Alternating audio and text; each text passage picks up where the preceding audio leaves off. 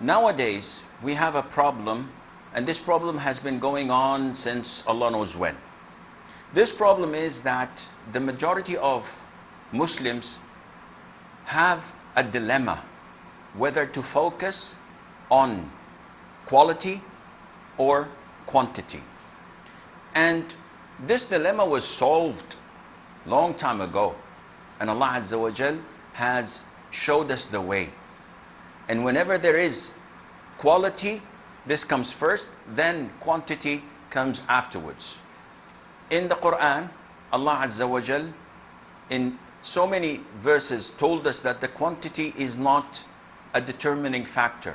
For example, Allah says in the Quran that the majority of the people do not know, the majority of the people do not believe, the majority of the people do not thank Allah Azza wa Jal.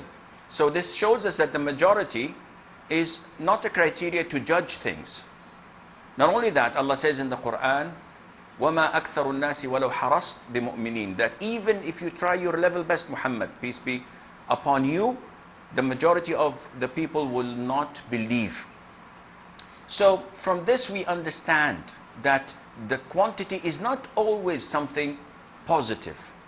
On the contrary, the Prophet ﷺ used to supplicate, and he used to tell us that even if you see usury, or what is known as interest money, we call it riba in Arabic, even if you see it to be coming a lot, and you might be deceived to think that this is something good, the Prophet tells us that eventually it will turn into something that is minimal and something that is in great loss.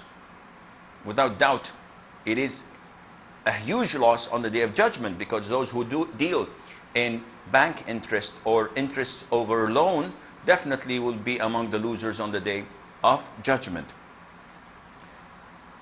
Quantity is not always a determining factor. The Prophet said, alayhi salatu wasalam, 1 dirham overtook 100,000 dirham. And the companions were astonished. How is that possible?